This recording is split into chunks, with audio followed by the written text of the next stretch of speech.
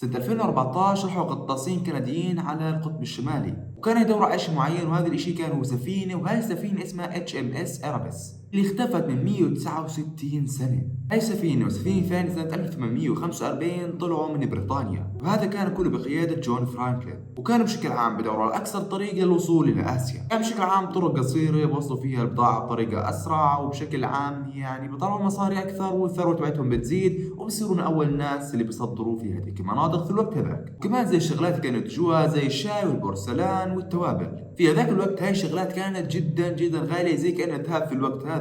كانت زمان السفن تمشي بالطريق القطبي هذا الطويل كثير، بدل ما يمشوا من طريق السويس اللي بمر بافريقيا. وبشكل عام هذا الشيء كان جدا مستحيل يمروا من القطب الشمالي بدون ما يتجمدوا ولا شيء، فتوقفت السفينة من الثلج. بشكل عام وقتها ظل وقت طويل، والسفينة يعني بشكل عام مع الوقت والمي والهواء والثلج وبشكل عام ما كان حدا بيقدر ينقذه في هذاك الوقت، فالسفينة راحت في المي وغرقت. وبنفس الوقت هذول الناس ظلوا عايشين في الثلج شوية وقت، لا معهم أكل كثير ولا موارد ولا شيء، فمع الوقت ماتوا. وتقريبا ظلوا 30 سنة يدوروا عليهم وين راحوا وين اختفوا، وما حد لقى لهم أي أثر. بعد قرن ونص أجوا غطاسين ونزلوا في البحر ولاقوا هاي السفينة ولاقوا الناس جواتها. وبشكل عام لاقوا أول سفينة سنة 2014 وثاني سفينة ب 2016. إيش قصة القطب الشمالي هذا، وليش قاعدين دول بتقتلوا على هذا المسرب أو هذا المكان؟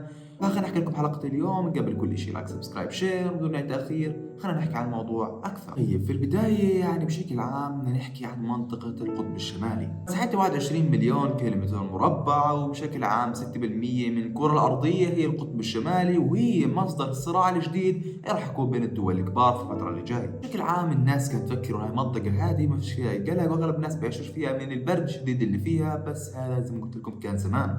غير التغيرات المناخية اللي قاعدة بتصير، إنه سنة على سنة قاعد بروح الثلج اللي فيها وتتحول لمي. الحرارة فيها بترتفع 4 أضعاف الحرارة ترتفع في العالم يعني بشكل عام كل سنة. يعني سماك الجليد لو كانت هالقد صارت النص، بطلت زي قبل. مش بس هيك، تقلصت بطريقة جدا كبيرة مساحة المكان اللي متجمد في القارة. بعض الباحثين بيحكوا ب 35 راح تمر يعني السفن فيها بطريقة جدا سهلة وتمشي عادي ولا كأنه في إشي، لأنه بشكل عام أغلب الجليد راح يذوب يتحول لمي. كل ما الثلج قاعد بروح أغلب الدول اللي بتيجي وبدها تسحب الثروات اللي في الأرض الموجودة هناك، يعني خلينا نحكي زي النفط، وبشكل عام زي المي اللي موجودة والطاقات اللي موجودة هناك. 2008 حكوا في 90 مليار برميل نفط موجود في المنطقة هذيك، غير 1669 مليار متر مكعب من الغاز الطبيعي. أرقام جدا خيالية. دول كبيرة زي أمريكا ودول كبيرة بدها تروح تاخذ نفط وغاز طبيعي، ليش ما يروحوا هناك؟ عشان هيك قاعدين بتقتلوا على الموضوع. علمك بس الاحتياطي العالمي للغاز الطبيعي اللي في العالم كلياته 6900 تريليون بس. 2008 حكوا في 90 مليار برميل نفط موجود في المنطقة هذيك، 1669 تريليون قدم مكعب من الغاز الطبيعي. علمك بس في العالم كلياته في 6900 تريليون قدم مكعب من الغاز الطبيعي، يعني هي تقريبا بتيجي ربع احتياطي الغاز الطبيعي الموجود في العالم. يعني بالضبط 22% موجود بالقطب الشمالي من احتياطيات الوقود الأحفوري في العالم. يعني لازم الدول تمسك بعض تقطع بعض، انه في كميات وقود احفوري بطريقه جدا كبيره من غاز طبيعي لنفط لاشياء كثير ثانيه غير الموارد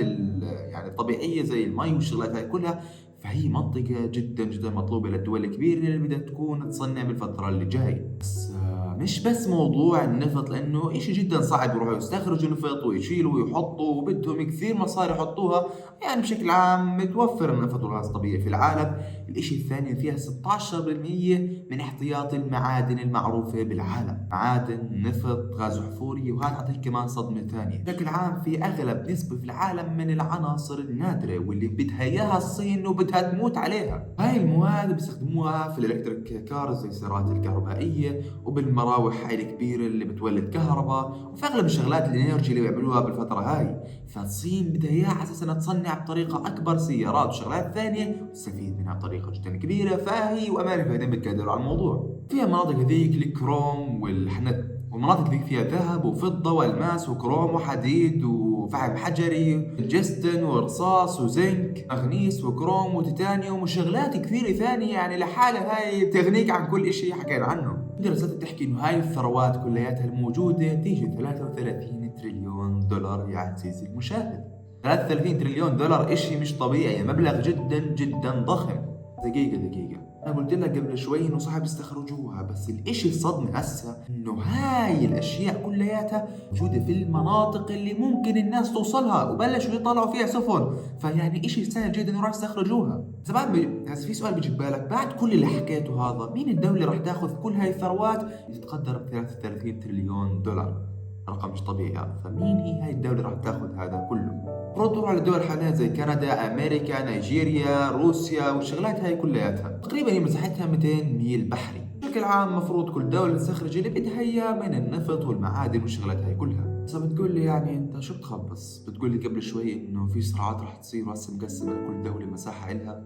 هسه بقول لك ركز معي شوي. بدك تركز معي شوي لانه في دائرة في النص راح تضلها، هاي راح تكون مساحة دولية، وكل دولة تقدر تزيد شوي، و350 ميل بحري. اثبتوا انه جرفها القاري بتجاوز منطقتها الاقتصادية. بتقول لي كل ماشيين تمام، شو الجرف وشو الميل وشو ايش اللي دخلت فيه هذا؟ خليني اشرح لك اياه. هسا تقريبا في جبال تحت المي تحت الارض بيمتد من روسيا للنص الدولي اللي هم بتقتلوا عليه. بتقول روسيا انه هاي الجبال طالما انها راحت يعني هاي الجبال إلنا، المفروض نزيد منطقتنا الاقتصادية وناخذ كل هاي التلال. قدموها ب 2001 للجنة الحقوق الجرف القاري، ولحد هسه بفكروا فيها. قدموها لاتحاد الجرف القاري سنة 2001 واترفض الموضوع تبعه. قالوا لهم عندكم دليل؟ يلا اثبتوا لي وخذوها كلها إلكم. في أغسطس 2007 مسكوا الروسيين وأرسلوا علماء وبلشوا يبحثوا ويحطوا ويشيلوا ويعملوا كل الشغلات، ونزلوا غواصة لقاع المحيط المتجمد.